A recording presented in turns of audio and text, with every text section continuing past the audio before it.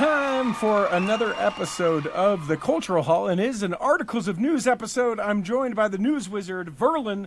Verlin, all we need to know is, are you in your house? Did I win the bet? And then we've got so many emails from how you baited me last time. We have to get to those. Are you in your house? Yes, we are in the house. And do you love it? Is it everything you wanted, or is it just now a bunch of work fabulous, in a different way? And it's just a bunch of work in a different way. I am in my home studio, but it is just packed full of boxes. I can't show too much of it because my studio is not set up correctly yet, and some plug will fall out if I move my laptop. And he's not wearing pants, so make sure you subscribe to us on YouTube. I'm wearing pants.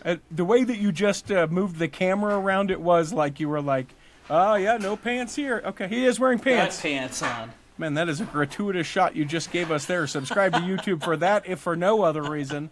I am excited this next week could bring your wife and I together as Facebook friends. I have made the request.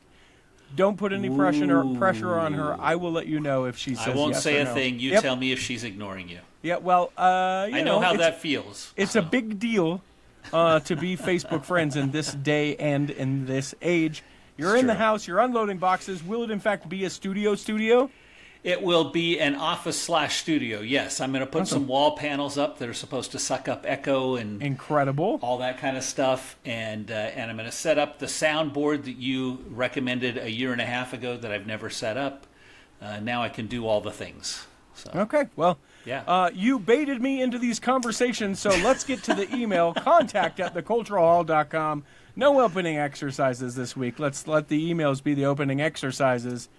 Travis writes, maybe a name change to the Virtue Hall. Y'all spend so much time letting the audience know how virtuous you are. Virtue signaling, that's what we're doing. It seems like it would be an appropriate change. Worst person ever. Are you oblivious to what a good person the last president was? Or purposefully oblivious to continue the virtual signaling? All right, so I would like to, I don't want, the Cultural Hall is not necessarily a place for political things, but I have clearly struck a chord. I have upset some people. I would like to address some of these things. Do I stand by what I said 100%? And do I think that the last president of the United States of America was a great president? No, I do not. Do I think he was even neighboringly perfect? No, I do not. Far from it. And I can still feel about the current president the way that I do. Right? It does not have to be that I'm like, oh, yeah, and this is what I hate about this sort of discourse, and where people will get mad, and for whatever reason, because of, we'll call it tribalism, we'll call it silos, we'll call it whatever. No, the last one was real bad, but not nearly as bad as how I perceive the current one. And to make the argument, well, you didn't say anything about the other. Yes, I did, and... like the way that you find your way through these things, it is not to say, oh well, he killed someone too. Like that to me sort of dismisses what this whole argument is, or what this whole discussion should be about, which is, can't we do better? And I'll go one step further. Like I would vote wholeheartedly for like a good Republican president that I felt like treated people kindly. Maybe I didn't agree with all of like the ways that that they were approaching each of the problems, but if they took a step and said, "Hey, I know not everyone agrees with this, and the reason why I'm doing this is this way," and there was a civil leadership-based, leader principle-based morality about what that person did, I'm on board. The R, the D, the I, none of that stuff matters to me at all. At this point, I genuinely would lovingly vote for anyone where I don't feel like they're trying to take advantage of me. They've become a career this, that, or the other. They've got all of these people that they have to pay back for, or they're trying to make a rich scheme. I would love a insert name of like genuine wanted to serve the American people president, I would vote for that person all day long. I'm gonna agree with you, but I'm also gonna give Travis a little bit of credit. And the way I'm going to do that is I'm going to say that I believe that the current office holder of president is a terrible example of a human being. And I'm going to agree that the last president was terrible in some other very different ways. And so they both have their terrible. I'm not sure they're equally weighted on the terrible. No, I don't think so. However, there were some bad things with the previous president. And as we've been counseled to do by multiple prophets and apostles in general conference and in official statements, we're supposed to find those people that have common values with us that we respect and feel will serve us best, and then vote our conscience based on that judgment. Yep. And I think what you were declaring is you can't see any way forward in voting with your conscience with the current office holder, and I similarly approach the same thing. But I do also want to say that I have plenty of friends and respect people who have voted for Trump. And I think I've gone on record. The first time he ran, I voted for him for one reason only. That one reason was satisfied within 12 months of having Supreme Court justices. And after that point, I had no longer any reason to support him. So I have you to blame. No, I'm teasing. I'm teasing, of course, sort of. Travis goes on, Verlin. Oh, to say, good. You want to do the Christ-like thing, as you say, encourage unity. All right, Travis, I encourage unity, and I genuinely do. He says, stop with the labels. All right, I'm stopping with the labels. Verlin, concerned about what party he is in. We are all in the Children of God party. And need to stop playing Satan's game of division and tribalism. I could not agree with that more, Absolutely. Travis.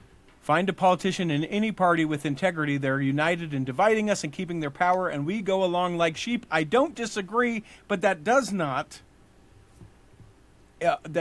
like enable us or empower us to go, well, I just got to keep going. I got to keep doing it because something has got to change, or we're going to continue to get what we've gotten.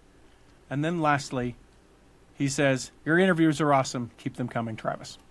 And he's absolutely correct on that function. Thank you very much. I have met some excellent politicians. Over the last 20 years, one of our neighbors served on the city council. Okay.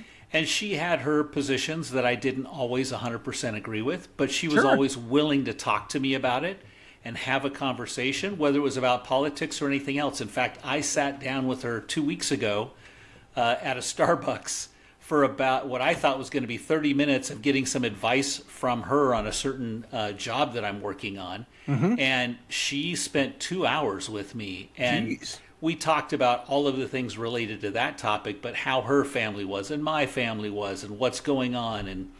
And just a wonderful servant leader who was willing to spend 20 years of her life with very little pay on the city council and did a phenomenal job. Sure. So to Travis's point, and I'd even go a step further to say that everyone is flawed. We're not going to get anyone who's perfect. And even sans being perfect, I'm not going to agree with anyone 100% of the time. But I love a person who will say something like, hey, we're going to do this way, and here's how I came to this decision, and I know that's going to make some people mad. But I want to know feedback along the way, and I would like to know that we can change if we don't think that this gives us the desired result that we can or that we're aiming for, but we're trying our very best. So I would love that. Yep, agreed. That's only one of the emails, though, Verlin. Buckle Keep up. going, man. Keep going. This from Corey. As a gay member of the church who has never voted for Donald Trump, I was quite taken aback by your comments on the February 1st show. It's disappointing to see that you perceive abortion as the sole reason why many members of the Church of Jesus Christ of Latter-day Saints choose to vote Republican. There are actually several other significant factors that may be influencing their choices. So I think that I was using abortion as a proxy, as in a single issue voter They have one thing, and if it's not in one party, then they automatically vote the other party. That would be one thing that I would say, but I would also walk it out a step further. The people that I spoke to who voted for President Trump in 2016, every single one of them, I would say 90% of them actually, as I recount that, it was one of two things. It was, as you said, the Supreme Court, or it was abortion. And there is so much more to the individual than the Supreme Court and than abortion. But I would talk to people, multiple people, a dozen people, all of whom were Latter-day Saints. And I said, tell me how you got there. And they said, the Supreme Court or abortion. So it's also my lived experience that those were the things that people said. I'll go on. Many are concerned about violence linked to illegal immigration. Spoiler, everyone is concerned about violence due to illegal immigration. Absolutely. They worry about the impact of gender-affirming care on children. Okay. Then I start to see some larger differences, including serious medical consequences going on. The housing crisis is also a pressing issue, exacerbated by policies that seem to prioritize non-citizens over local residents. The rising cost of gasoline disproportionately affects marginalized communities, as they often live further from urban centers where jobs are located. Goes on. There's a deep desire to define what it means to be a woman and to ensure that women's rights are respected, rather than having those rights overshadowed by the feelings of others. Furthermore, many believe that minorities are capable of obtaining an ID, contrary to prevailing stereotypes. It's also troubling to see support for countries that actively persecute members of the LGBTQ community. The sight of drag queens performing in front of children raises further concerns for many as well. Goes on. Let's not forget the broader issues at play, like the backlash against political figures and the ongoing distrust of mainstream media narratives. Lastly, the phrase "my body, my choice" seems to take on a different meaning when it comes to vaccines. To dismiss church members as only voting Republican due to abortion is a simplification of a much more complex situation. As a normal gay man, I used to position myself just left of center. However, as the Democrats veer further into extremes, I now find my views shifting slightly right of center. I'm not alone in this shift. Many in the gay community are feeling similarly lost and displaced on the left. Regards, Corey. I'll let you go first, and then I'll address anything else that I feel like I haven't.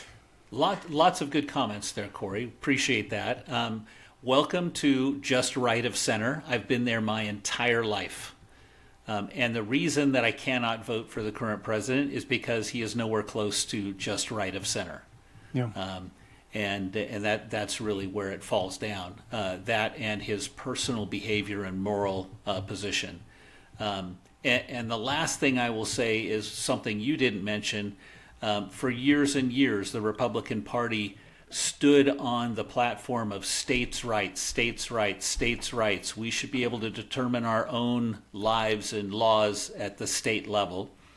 And obviously we're seeing something quite contrary at this point. Yep. So yes, it's complex. There are a lot of different issues. And like I said before, and as the prophets counseled, we have to prayerfully consider the options and choose the one that we think is the very best for moving the country forward. Yes.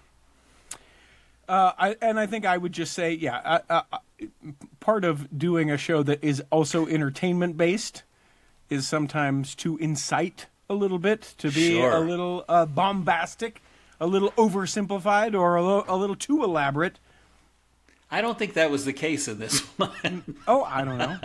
Here's the thing that I just genuinely wish. As we are coming towards midterm elections, as we're coming towards, as we're hurling fast towards a 2028 general election, like, I hope that people can just take a second and go, let me think about this. If I took away, like, all of my preferred media of choice and what they were telling me, what's the thing that is most important to me? I want a candidate that, loves family. Great, okay. what are the candidates that are running for that particular office? Oh, they both have families. Oh, okay, great. They both have families. That's incredible. And I'm not speaking of anyone in particular at this time because we don't know any of those things. Yeah. But I just wish that we could go a little deeper inside of ourselves and being able to look at it and go, yeah, you know what is going to be best? I agree. Yeah. Anyway. And we each have to choose our own. And best can be different for different people. I Sure. fully support that and hope that we all do. Yep. All right, then this. This is from Kenna. Kenna says, I agree with you on your troubled views of aligning my faith principles with what is going on in the world. It is unfortunate that we are so hesitant to speak of our concerns for fear of the blowback that we will receive.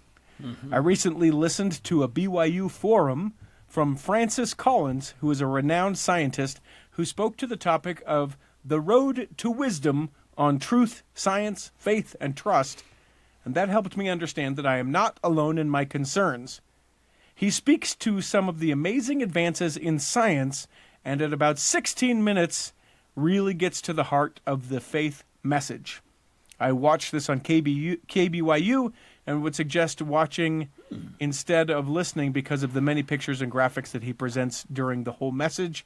That is from Kenna, so encourage people to check that out. Here, and I will say it again, I think the greatest impact that we can have is in our immediate community, whether that be your ward or like I have a dead-end street right by me, and I live on a dead-end street. They sort of are perpendicular into each other, and those are my people.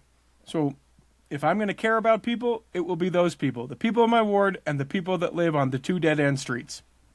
If there's a chance I can help to, a tree falls down and I need to go help someone. Okay, if there's something that happens in the middle of the night, like those are the people that I'm going to help, and I hope that they would do the same thing for me.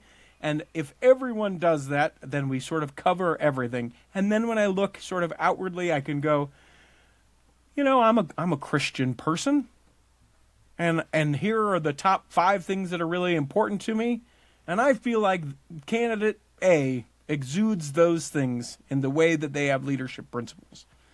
And then I can go accordingly. And if people do that, I'm all on board if you vote differently from me. I'm 100% on board, but I don't think that most people do that.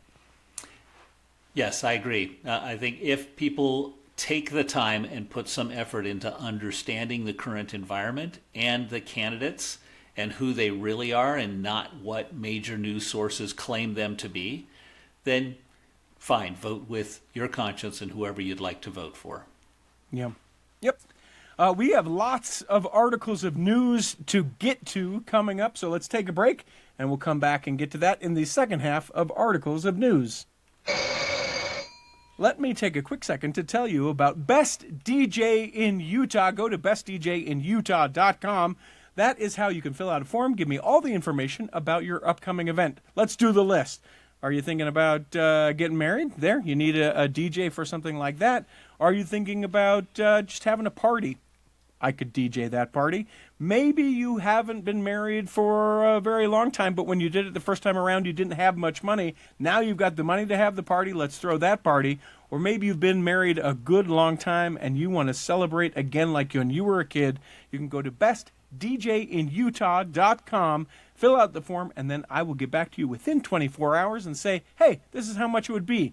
Now, if you're living somewhere else that isn't Utah, don't think that I won't just come and party with you wherever you're at. It's worth the phone call. It's worth going to the website, bestdjinutah.com. Fill it out, and we will party together in the future. Won't we? Can't we? Will we do it? Think about it. Go to bestdjinutah.com. It's just fun doing this live, isn't it? Wow. This is impressive. I just realized I don't think I have the sound effect for the articles of news. Let's see if this is it. Nope, that's not it. I'm trying to do things on the fly, so hit it, Peter. I'll have to put that in later. And away we go. It is news curated in an order that only a Verlin could love.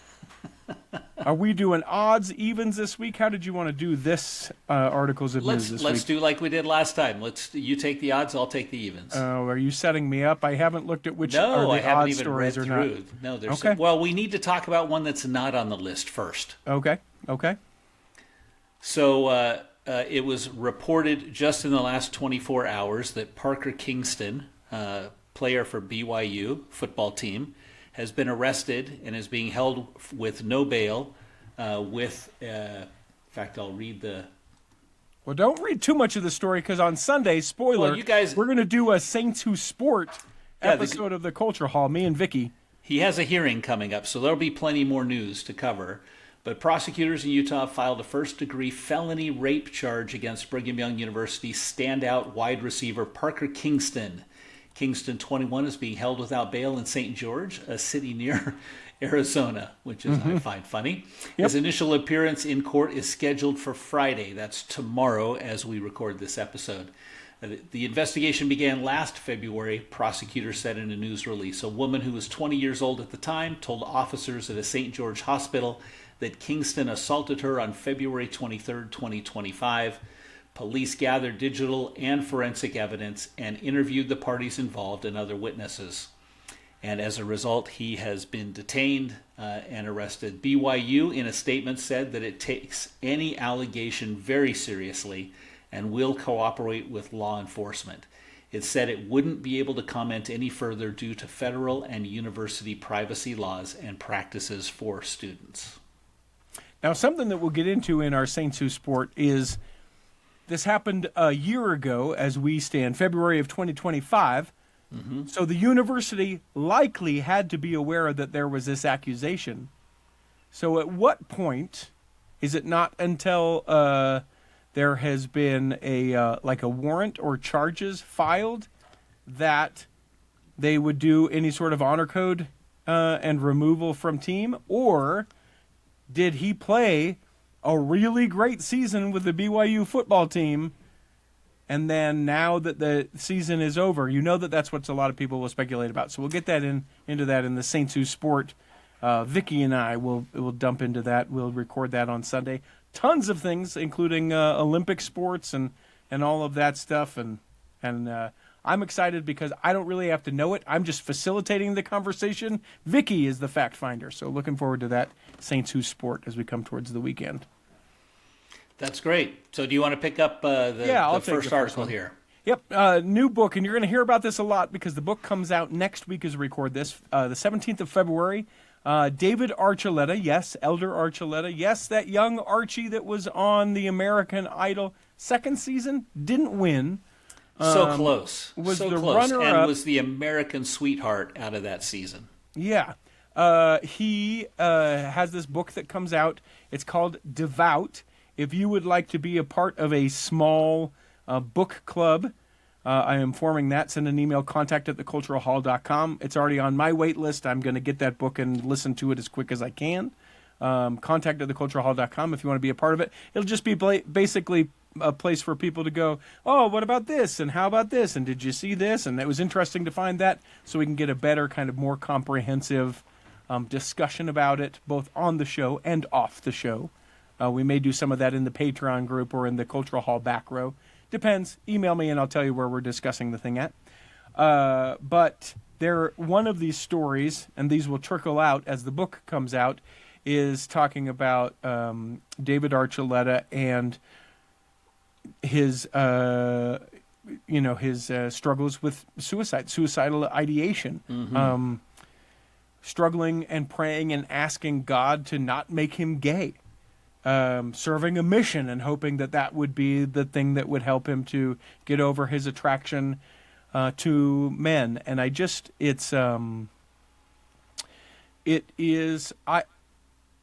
love hearing the stories of saints, both those who are no longer part of the church and those who are. I've enjoyed Bad Mormon, that book by Heather Gay. Heather Gay? Yeah, that's her name. And the Carrie, these books are not recommendations for you. Don't read these books, Carrie. The Roadside Prophecy, I'll have to look up what that one was. educated. I love hearing about our faith in these people's lives. Oftentimes, it's not great examples of it, but I love being able to do it. It's the and dysfunctional side of our faith, right? Yeah. I look forward to it because to me, it helps me understand others better.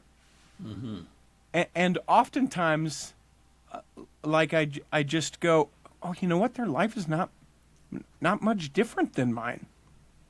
Like this little thing here and that thing over there, and we're the same person. Now, I was never on American Idol, so there's not that part of it. But I can't wait to read in his words here. I think actually because I'm going to do the Audible. But here's a little quote from it. He says, let me get exactly where do I want to pick this up. He says, no matter what I did in this life, I would never be able to make up for being bisexual, gay, or whatever I was. I tried everything to change that, and nothing worked. I went on a mission and was an obedient servant. I'd confessed, felt shame, and repented. I'd been engaged 3 times. I tried therapy, and that got me nowhere. After ending my 3rd engagement, I had a revelation. I was in my living room alone.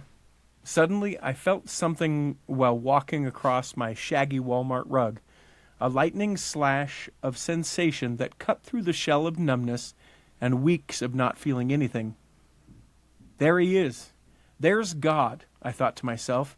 I said, God, if you are there, and if you have a plan for me, please, just take this away from me. Please help me overcome my sexual feelings for men, because I don't want to be like this. I am so tired of dealing with this. And I'll save the rest of it. You can find the link in the show notes if you want to see how he feels like his prayer was answered. But, I mean, here's the deal. Do I love David Archuleta music? No, I don't. Do I feel like I'm going to gain a lot from his experience and his vulnerability that he's willing to share all this? Yes, very much. So I can't wait. Again, contact at theculturehall.com if you want to be a part of that discussion. I'll make sure that people get invited to check that out. On the shelves, February 17th. It'll be a bestseller. And if Susan's listening, I'm recommending that you choose this for your next choice at your book club. Oh, yeah? The reason is she chose, Matt Harris's book. Second class saints, and has created quite the stir amongst our ward for having chosen that book. And so they have not yet had their meeting to discuss that book together, and I can't wait to hear about it. Yeah, but Susan's a rabble rouser. We know what she is. We know what she was when we picked her up. Yep, she's a rabble rouser and anything but a virtue signaler. Yeah. I will just say it that way. All right, take us to the next story. Okay, now on to a tragic story. Many have heard already. Carrie Elizabeth Romney, that's Mitt Romney's sister-in-law, committed suicide last October in a parking garage in Los Angeles. Some further investigation has turned up some additional evidence. Evidently, she did leave a note. That note, curiously, was tucked into her Book of Mormon that was left in her vehicle. She parked that vehicle in a parking garage, went to the 5th floor, and chose to jump off the top of the 5th floor. The press is making a big deal that this was left in a book of Scripture and painting big significance to that. I'm not sure how significant that really is. But I was curious to find out that she was on medication for anxiety and depression. She had tried previously to do the same thing or something similar, and she had just been informed that her husband had filed papers of divorce, and so all of that wrapped together created such a tragic incident for her and her family. I think it's significant because when I think of like the hardest moments that I've had in my life, and we see this sort of walked out in our church history as well. Like I'm turning to God, like in that passage I read from David Archuleta's book, right? It's like, God, please. And the Book of Mormon, you know, how we believe it to be the Word of God. And we can find answers to any problem in that book, right? Yeah. I find that to be pretty significant, maybe as much as the press would say. Now, granted, they're probably trying to make a bigger deal out of it for different reasons, but the fact that she was like, I don't know this, but she was likely reading, at some point in that book, Yeah, and she had it with trying her. to be like, hey, help me, this darkness, this horrible, these feelings, these thoughts, this whatever it is, and then to leave the note there. I find that to be significant, at least of note, worth mentioning. I would be Yeah. curious. My weird curiosity goes, I wonder what part of the Book of Mormon, like if there was any significance. Those things get curious to me. But here is the thing that I will say on the other side of that. If you are thinking that the world would be better off without you, that is not the truth. The world needs you, no matter who you are. That's why I know I can say it. And so if you find yourself in that situation where you're thinking, oh man, my family, this world, my ward, my calling, whatever, I've done something and now I could never be, that it's not true. Please get yourself to to be able to speak to someone who can help you out. Professionals, helplines, the 988, you can dial that in the United States to get someone that you can be able to talk to, because we need you. Whoever you are, we need you. Absolutely, and I will testify the atonement of Jesus Christ can work miracles, and that's one of the miracles. No matter what you believe, what you've been told, what someone has said to you, what you've said to yourself, and what you believe, the atonement of Christ can help in that case, and this is one of the most beautiful cases where it can help over time, with effort, no question. But please talk to somebody about it. Shifting completely, President Oaks down at the Marriott Center down in Provo, you'd think it was BYU in March Madness. Let's sleep out. A sellout for, crowd, a line, yes. People doing the wave, people painting their faces, OA on one side and KS on the other. No, not actually. Everyone I didn't calm see down. that. I would love that picture, though. That would be great. Right. Classes, like the ones beforehand, not held on campus. I heard of things like that. Like normally, nobody showed up to them. Yeah, there's never a class that's held during the devotional time. That's like That's a right. silent hour on campus. But the class is an hour beforehand, canceled in large part, so that people could go and get to a situation where, if not live, be able to watch President Oaks in his first presidential address from the campus of Brigham Young University. In the building that he dedicated himself in 1981. It's significant that he did that. I wonder, just because of the frequency that prophets speak from BYU, I can't imagine he'll do it again. Which is significant. Yeah. Yeah. I mean, I think President Monson spoke there a time or maybe two times, as I saw. President Hinckley, or two times. I'll bet they speak there once every 4 to 5 years. Sure. Yeah. So we start the clock on, will President Oaks live to be 98 and return to BYU's campus? I have not seen a talk from a prophet be talked about more in the last 6 years than I have this particular talk with President Oaks at BYU's campus, for better and for worse. Tell me what you thought about the message. I loved the message. I thought his message, first he talked about a number of different things before he dove into the actual talk itself. And one of the things he talked about, which I absolutely loved, was we don't know all the answers to everything. And he said that before, and he repeated that, which I thought was beautiful. The other thing I loved is I love when someone speaks, especially a prophet, and nets it out for me. Tell me what you mean by nets it out. He gave us 4 points for how we can become closer to the Savior. And all 4 are things we've all heard before. But I will tell you, one of them smacked me in the face when he said it. And number 1 was strengthen our faith in Jesus and Christ. Number 2, increase our humility. Is that's the one? That's the one that hit me. It is. Because I sat there and thought, wait a minute. Yes, we're commanded to be humble. But then I thought, when you're feeling further from Christ and when you're feeling you're distancing and he's not close by, maybe it's because of our pride. And if we can humble ourselves to realize we don't have the answers, not anyone has the answers, then we leave ourselves open to receive inspiration. And then number 3 was seek help from others. And I thought that was a beautiful suggestion, to not just seek help from church leaders, but seek help from trusted friends and family who you admire and who you trust. And then number 4 is the answer to almost everything is be patient. Yeah.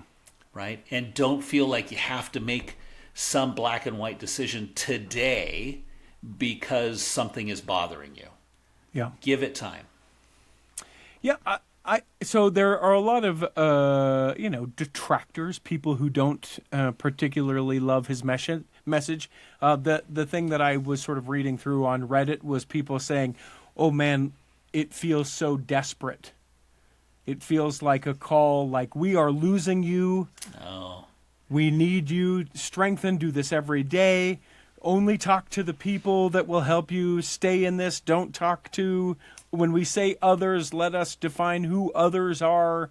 Be humble and be patient. Don't make these, And so I would take 2 things away from this, and this is why I will venture into some of that stuff a little bit. One, I always am sort of oddly curious as to when people are like, hub, hub, hub, hub, hub, hub. I like to know what we're hubbubbing about. Yeah.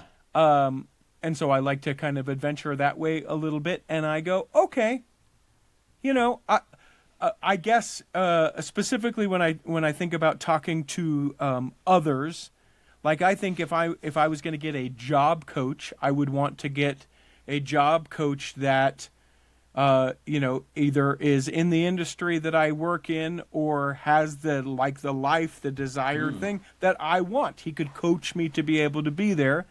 So, that's kind of where I would put my trust in those people. And so that, to me, sort of makes sense.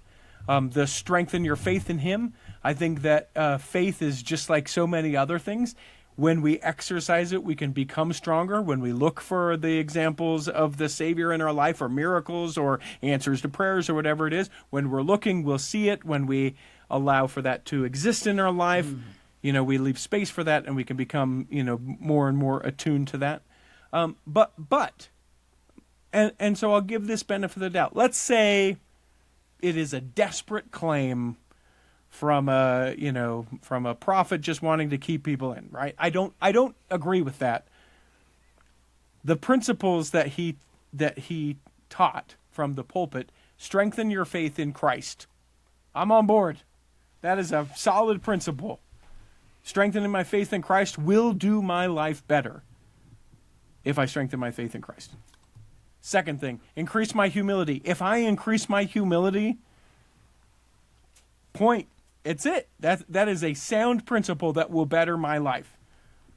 Third, seeking help from others. Again, I don't seek help from just anyone. There are a few people that I allow into my life, and they've earned that spot there, that place of trust. But let's remove it from the church and just say, seek help from others that will benefit your life. Sound principle. And then fourth, the be patient. I mean, that's a story.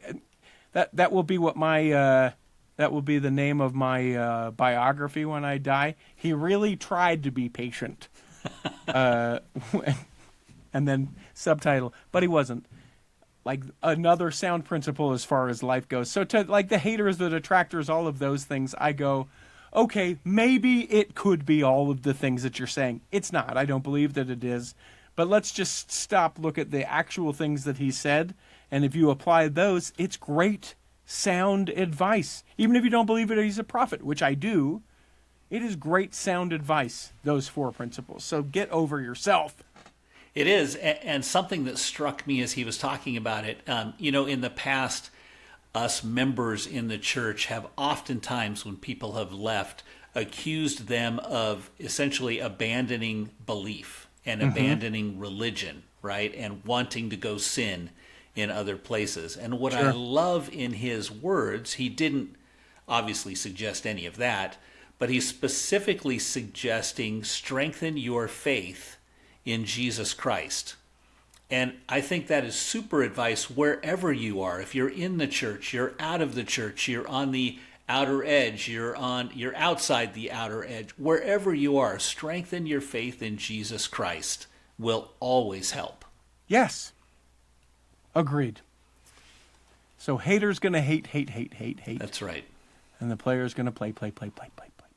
All right, we are to your story, and I am going to let you pick. Don't feel like we have to go in this order because there are a couple that I want to do real quick when I get the air quotes mic back in my hand. Okay. Well, so go wherever you would like. I'll make this one quick. At BYU, there was a protest, as there always is at BYU. There's a job fair, and recruiters are coming to recruit students to come work for them. And forever, the CIA has recruited at BYU. In fact, I interviewed with them when I graduated from BYU. I didn't know that. I didn't get anywhere with it, and I wasn't really interested. But I thought maybe if they had an international posting, I might.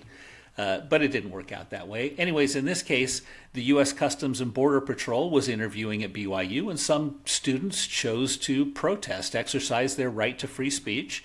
And to be honest and fair, the university actually supported their right to free speech. Yes. They were peaceful. The police stood on the other side of the street while they peacefully protested. People honked their horns as they drove by. They protested and let their feelings be known, and that was it. Yeah, I appreciate it, and you know the thing that I like in our desire to be more like how Travis would like us to be. I would love it if ICE, like if I wanted to work for ICE or somewhere else, that it was just like, yeah, I'm just trying to support the law. Yeah, and that was it, right? It's a great job with cool benefits. That I'm just trying to, just trying to support my family. Bonus. Yeah. Yep. And I happen to have, particular skills that would be good in that sort of thing, and that it's not all of the other things that come with it. And I think part of that comes from a civil approach to solving what has always been, and until there is a solution put forward, always will be a problem, and that is immigration. Yeah. Unless we come up with hey, here's how this goes. It was a problem when my family immigrated in 1850, whatever. Mm-hmm. Right? And it's still a problem. Yep. But we're not talking about solutions. We're just enacting some solutions that people largely disagree with because they seem to be inhumane, my opinion. Maybe in this case it's not virtue signaling. Maybe it's performative signaling. Yeah. Just something to think about. Let's go here to the global church. Bing, bom, boom, bom, boom. Knock these stories out really quick. There is a new. I got to scroll there. Getting there. There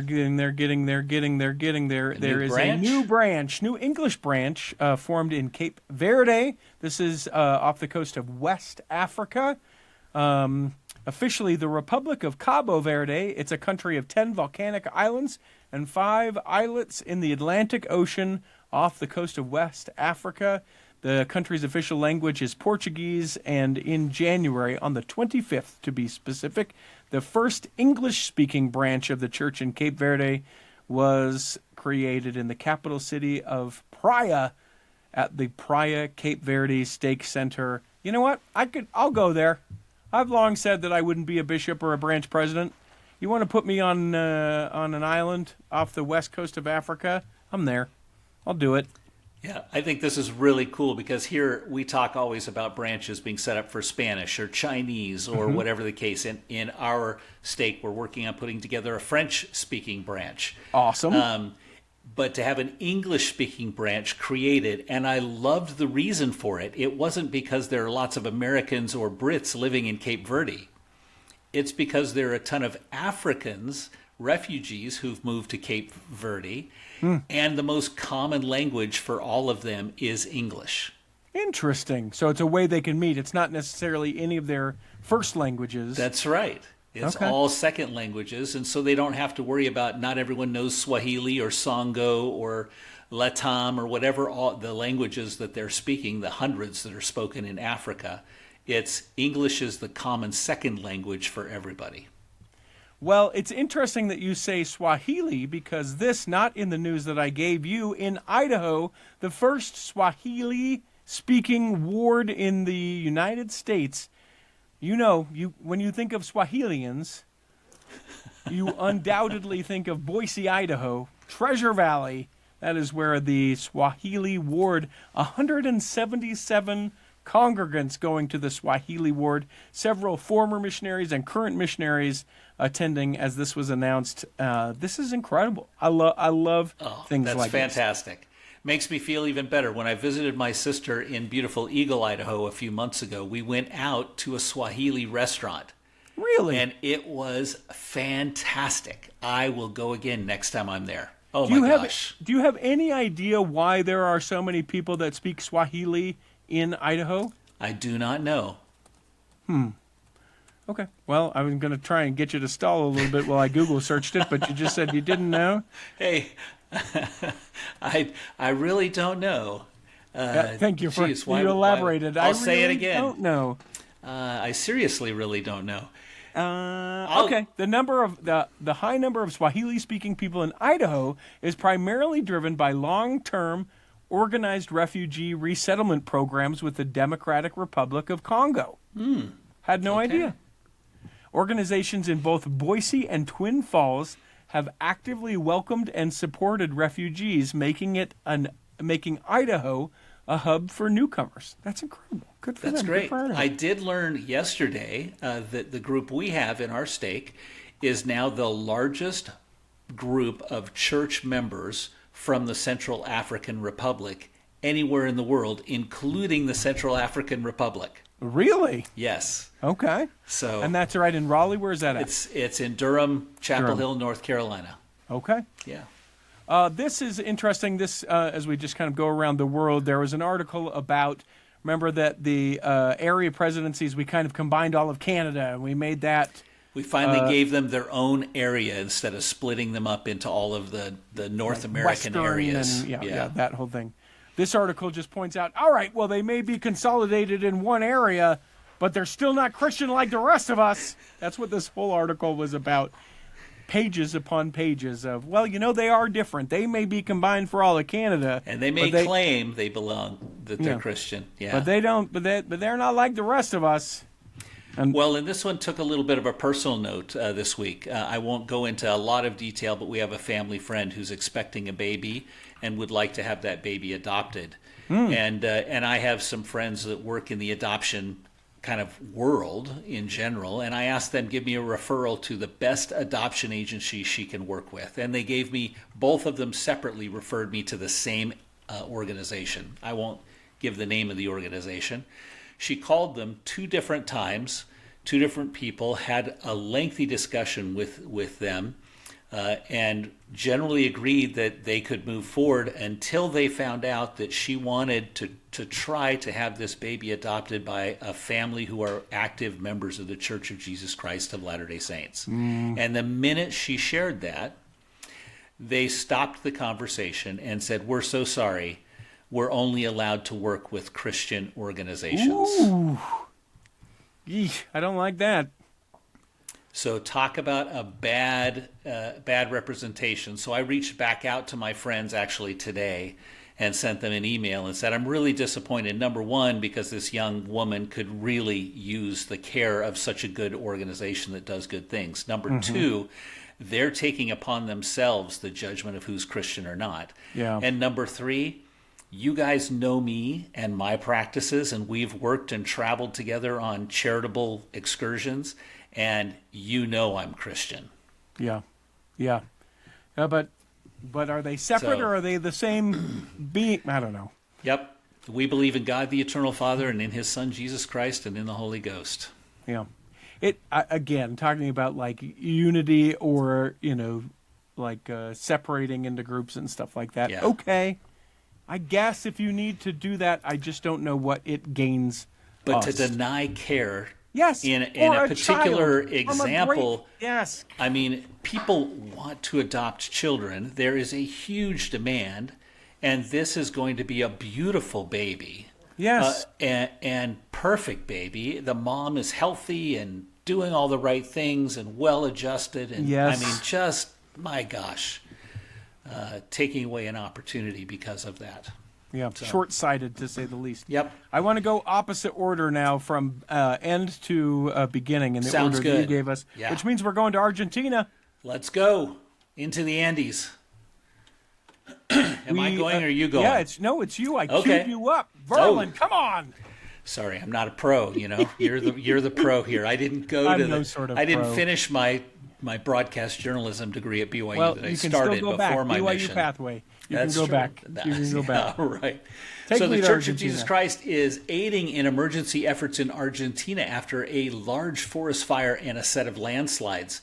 Over 120,000 acres of Argentine forests has been burned in the last month. These are up in the Andean region of Argentina.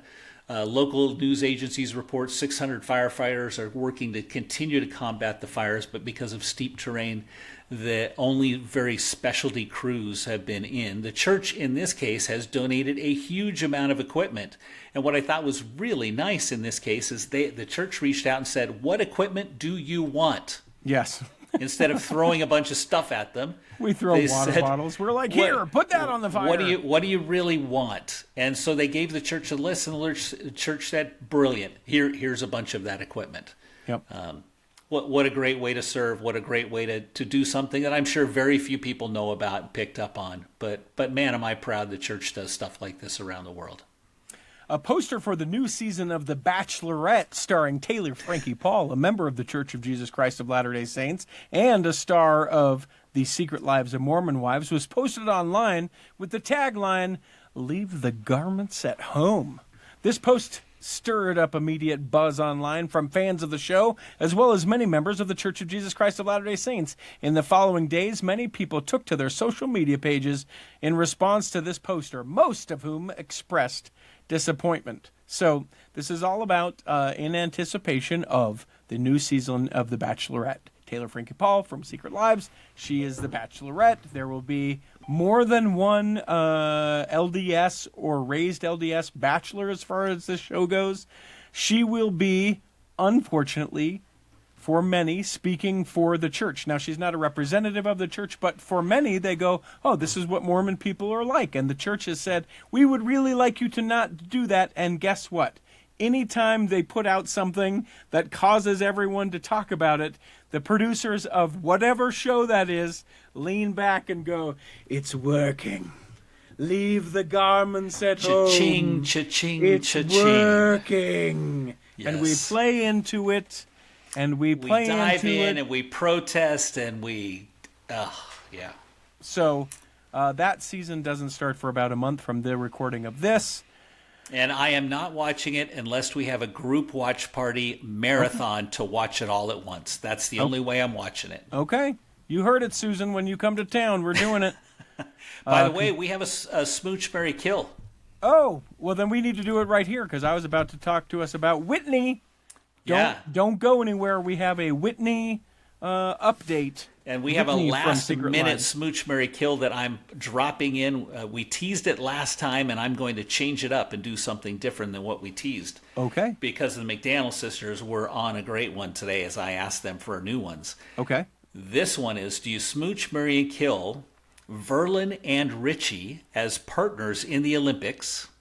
In what sport? In what That's what sport? I'm going to give you three okay. events. And and you have to choose which event you and I as partners would you smooch, marry, or kill. Okay. Okay. So the first event is ice dancing. Okay. The second event is paired luge.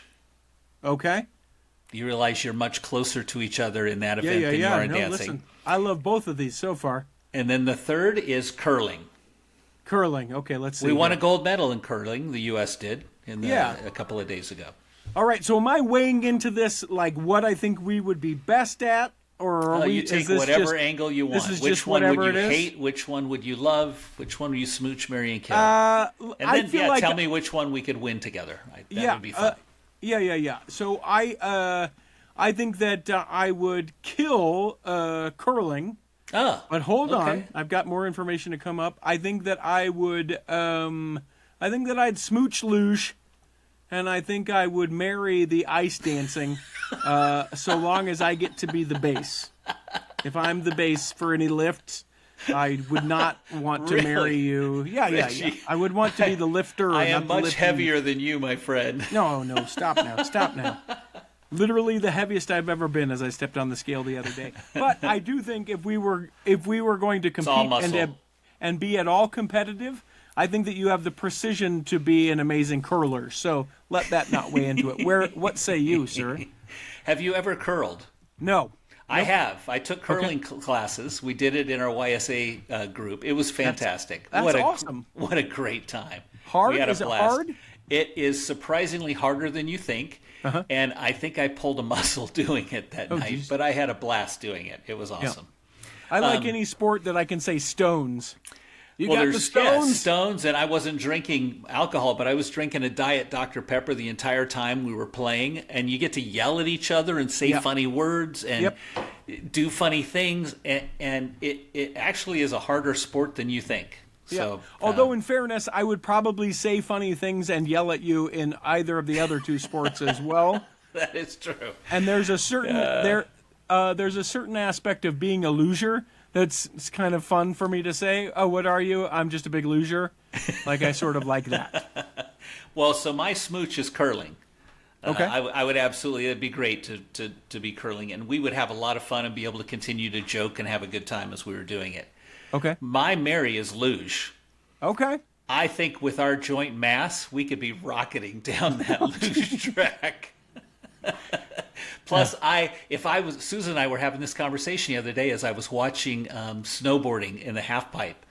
And I said, what sport would you want to do if you were in the Olympics? And we talked about it. And my sport, I'm like, definitely the luge, the bobsled, maybe even snowboarding, although I like skiing, not snowboarding. But I love the extremes. And so luge, it would be my Mary. And then my kill would be ice dancing. I took one dance class at BYU because a family home evening sister said there weren't enough boys in the class and they really wanted someone to go. Guy.